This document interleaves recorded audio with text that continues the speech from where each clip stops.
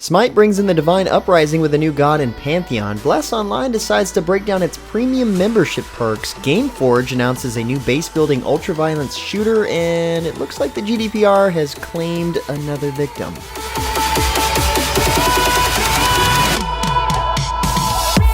What's up guys, James Blonde here with a weekly recap for gaming news and announcements for the week of May 18th, 2018, and luckily enough for all of us, no Battle Royale news this week other than that one of them was dead on arrival.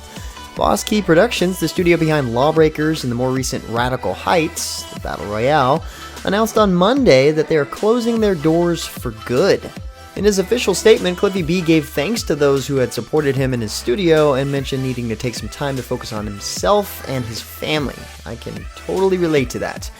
After his struggle with Lawbreakers, with no real attempt at a free-to-play model, or I guess even a Battle Royale version, Cliffy B just decided that it's time to take a break, time to refresh. He posted this statement with his announcement: "Video games will forever be a part of who I am," he continued, "and I hope to make something new again someday. However, I need to withdraw and take this time."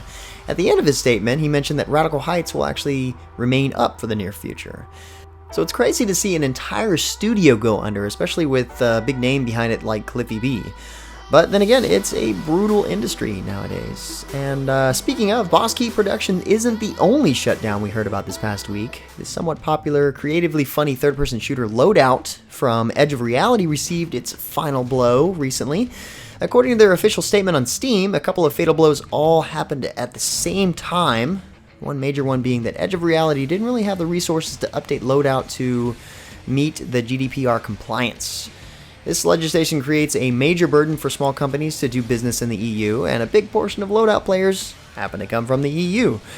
While they still want to protect players' privacy, they just couldn't come up with the necessary resources to overhaul the game to meet a large list of new requirements. This, among other things, led to a defeat for Loadouts, which is pretty much the same case for Super Monday Night Combat recently. And, you know, here I was thinking that if nearly every game out there is thinking about doing a Battle Royale mode to try and snatch up some of that popularity, I figured Loadout would actually be on that like crazy. I guess they just didn't quite make it that far. Another game who should have pulled the Battle Royale card before it got canned was Chronicle RuneScape Legends. Totally kidding about the Battle Royale part, but I'm not kidding about the Chronicle shutting down. Not really any mention as to why, but then again, any guess is probably right. The game really wasn't all that popular to begin with. According to Jagex, though, they aren't turning out the lights just yet. You do have until August 6th to hop on Steam and see what you probably are not going to miss for very long. Anyway, on to some slightly more positive, less depressing news. Last week we mentioned the new lawn class for Black Desert Online, and this week BDO is hosting a lawn customization contest. To enter, players simply need to pre-customize their lawn character. The best pre-customized character will receive the Orchid Fall Classic set and Merv's Palette for lawn. In addition, players who create their lawn class before the May 23rd regular maintenance patch will receive a 7-day Horse Flute, 3-item collection increased scrolls, and a gold bar. Subscribing to the Black Desert Online newsletter before the next maintenance patch will also grant a 7-day book of combat, a couple of other really cool items, and another gold bar. It looks like you can snag a lot of great items just for pre-making your character, so I figured if you're going to play this class anyway, might as well pre-make your character and not miss out on a lot of cool stuff. On a similar note, in response to player feedback, NeoWiz announced a ton of changes to Bless Online this week. One of the biggest was a detailed breakdown of the premium membership perks. Players who subscribe to the premium membership will receive some premium skins for mounts and pets, a 30% reduction in the NPC equipment repair fee, a 50% reduction in Wyvern usage fees, a gathering bag, and a pickaxe for unlimited usage within its given time period. In addition to these items, players will also receive more dungeon points, hunting experience points, a hunting gold bonus, and an additional 5-item registration slots for the market. NeoWiz gives its assurances that they do not want to offer any pay-to-win advantages for people who are spending money on the game. Now, in case you haven't heard, NeoWiz also confirmed that the game is buy-to-play, so what I just mentioned is in addition to buying the game in the first place. Kinda starting to sound like Elder Scrolls Online, in my opinion.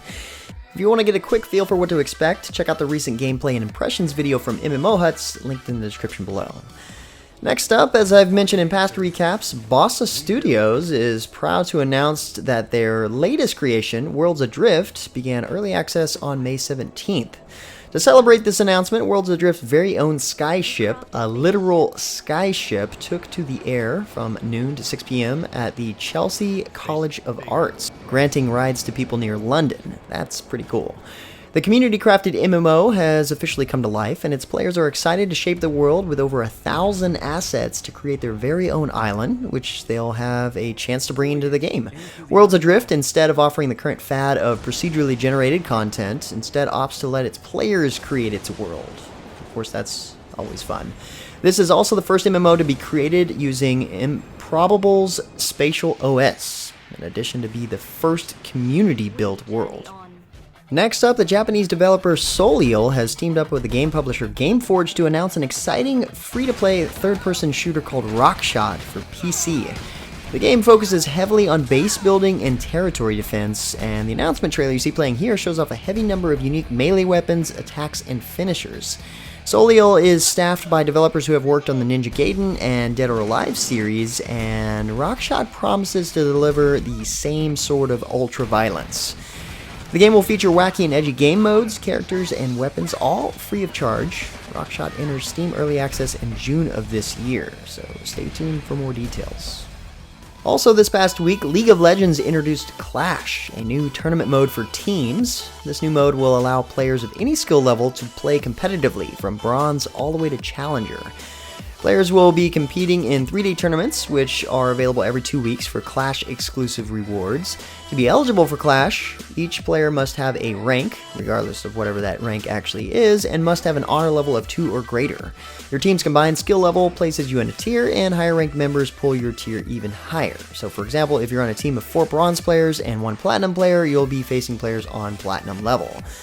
Riot is also implementing ways to avoid smurfing through a phone number verification system to try to keep the tournaments balanced, and when a tournament starts, you'll have 30 minutes to lock in or your team loses their bracket spot. All champions are unlocked in this mode as well, so you can better strategize. As for the prizes, you'll win victory points to spend on those Clash exclusive rewards, including new team logos and banners, and if you win tournaments, you'll get to see your trophies in your Nexus on Summoner's Rift for 2 weeks after each win. Seems like a fun setup. And finally, for some high-res news, patch 5.8 for Smite features the release of the new Slavic god, Chernobog. Chernobog is a promising high-damage hunter that can stack exploding crystals on his targets, as well as shadow travel to them, while resetting his cooldowns with his ultimate. It's pretty beast mode. I actually got the chance to play a couple of rounds of Arena with him, and he's pretty fun overall, considering that I really like hunters. The patch also brings with it a handful of exclusive skins, including the new Fat Loki Kabrakan and Chompy Chibi Fenrir. It's also marking off the start of the Divine Uprising event, unveiling Hi-Rez's plans to add 3 new god pantheons to the game as Bologna travels the world to meet these new gods, one being the Slavic pantheon and the other 2 still remain a mystery for now. I'm totally looking forward to new gods and pantheons in the coming updates. Of course, the item and god balance changes for this update are as numerous as always, so check out the full patch notes linked in the description below. Anyway guys, that's about it for all the major news and announcements for this week. Like always, thanks for your support. For more information on the news topics, check the links in the description below. Feel free to discuss the news or even more news in the comments below, and don't forget to like, subscribe, and share this video. But until next time guys, that's going to be it for me. I'm James Blonde. See you out there, gamers.